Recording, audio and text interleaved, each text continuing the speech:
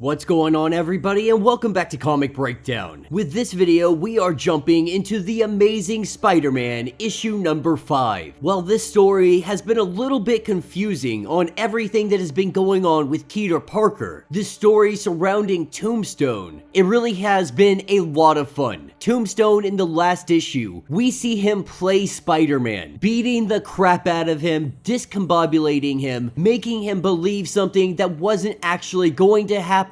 Spider-Man ends up breaking out of his shackles, thinking that he is gonna stop Tombstone and his gang. But what actually happens is he takes down the Rose and his entire gang, exactly how Tombstone had planned it to be. Now, with Tombstone having the Rose off the board, he is this much closer to becoming the new kingpin of New York City. Make sure that you guys have subscribed to the channel, you've liked this video, and with that being said, let's dive into this breakdown. Alright gang, so we are picking up in Midtown. We have Digger, who he decided he was gonna stop for some ice cream, having 13 different personalities inside of him. They haven't had ice cream in quite some time, so they wanted to stop, they wanted to grab some, making their way back to Rose, cause Rose had said it was all hands on deck. Getting back to the hideout, Digger and the others, they recognize that they are too late. We see the Rose getting arrested, as Digger recognizes that they just severely messed up. They hightail it out of here before the Rose sees them. Up on the rooftop, this is where we have Spider-Man, recognizing how big of a mess this was. He just tore apart the Rose's hideout like a freaking madman. He knows that this is going to make it very difficult for any charges to actually stick to the Rose. But for the time being, there will be no fight over turf. And that is all that matters to Tombstone. At this point, Peter Parker finds himself absolutely livid because he just got played so freaking hard. Picking up with Tombstone, sitting around with all of the others. They're debating on what to do about this situation because the truth is, Tombstone, he roughed up Crime Master in his own place. What is worse, he was Saul with Spider-Man. A couple days later, Spider-Man is tearing apart the Rose's place, believing that this is too good to be coincidence. They believe that he is working with Spider-Man, or at least that's what they're hinting at. They won't come out and directly say this. They won't make the accusation until they have evidence to prove this fact. But if they do find out that Tombstone is working with Spider-Man, all of the crime lords, they will turn on him instantly. For the time being, everything is going to go back to business as usual. This is what takes us to a conversation between Felicia and Peter Parker. At this point, she has heard some crazy stories about things going on in the city. Looking at Peter Parker, she sees that his face is just beat to heck. He's looking a lot like freaking Tombstone himself.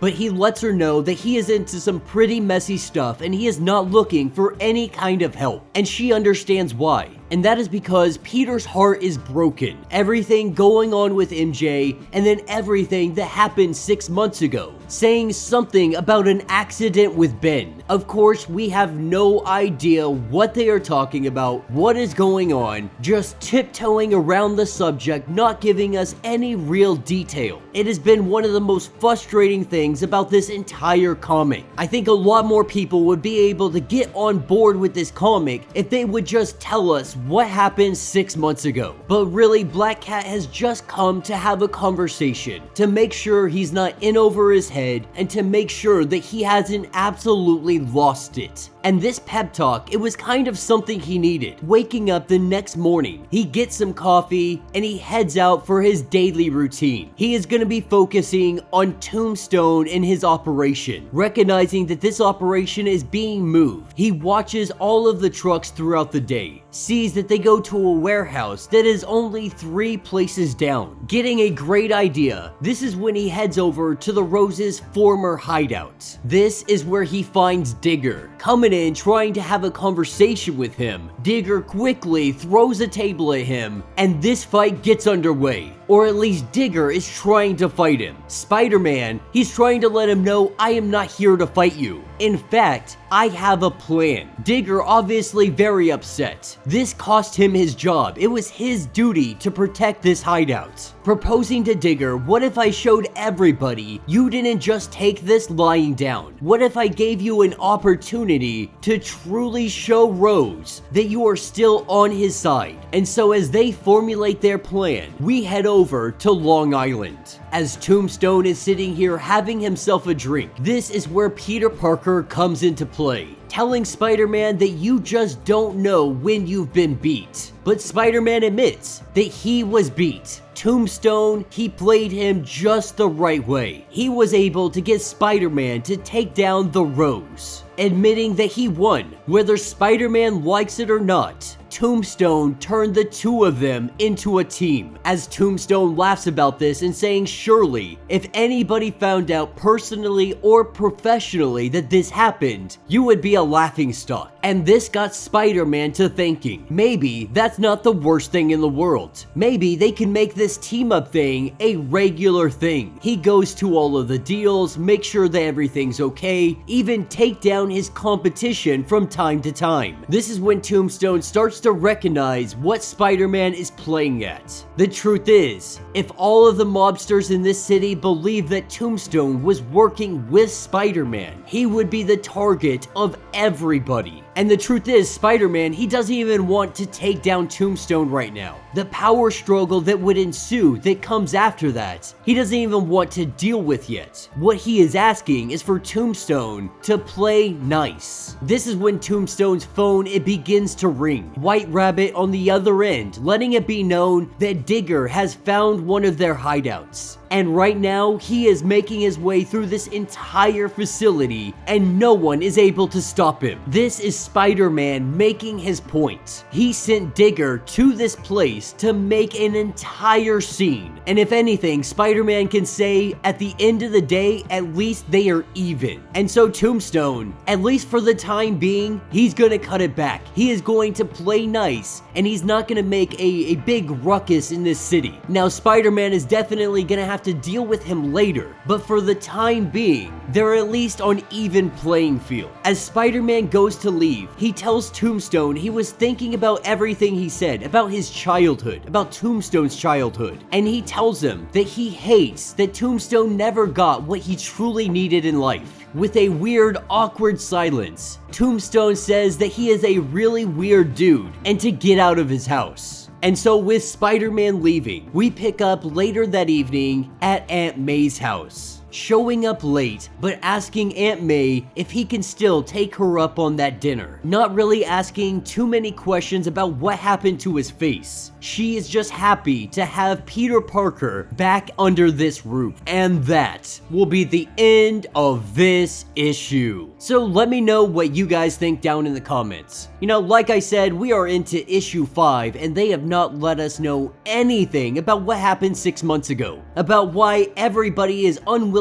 to work with him, why he is so hell-bent on working solo. And then everything going on with Mary Jane. We really just have no freaking idea what is happening, and it's really starting to frustrate me. It's really starting to become an annoyance. No, we are 5 issues in. Give us something, anything, more than these subtle little hints that it was like, oh, that accident with Ben. Like, what are you talking about? Let us know. I think a lot more people would be on board with this series if we understood what was happening. Now, with that being said, the story that's going on with Tombstone, it really was a lot of fun. At the end of the day, Tombstone, he really did get the upper hand on Spider-Man. And while Spider-Man did send Digger after his operation, Tombstone is definitely gonna feel that in his pocketbook. But this is far from the end of these two. Now, we have one of the Fisk individuals put into jail. We still have the other Fisk out there, the one known as Butch. We have seen him in the Daredevil line. He has been going for Kingpin of New York City as well. With the Rose being taken off the board, his biggest competition is now going to be Tombstone. And with a new Daredevil issue number 1 coming up here soon, I'm really hoping that we're gonna see this all played out. But let me know your thoughts, let me know your theories. If you would like to get caught up on everything going on with this Spider-Man series, be sure to check out the link in my description as well as the top of this video. It is gonna get you completely caught up on everything going on with this series. If you would like to support the channel, you can always do so by hitting the Super Thanks button. This button will let you donate directly to the channel, and every little bit helps us out. Now, if you can't do that, do me a favor, hit that sub button, hit that notification bell, make sure that you like this video, and until the next breakdown.